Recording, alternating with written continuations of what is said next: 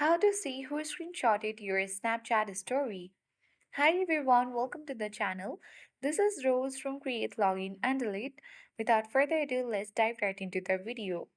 Launch a Snapchat app on your device. Log into your account.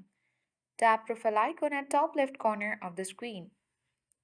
Under My Story, you have to select your story for which you want to see the screenshot. Open it. You can see easily there are four snapshots. Simply you have to swipe on any of this screen, any of this story, and after that you will easily see all your story details.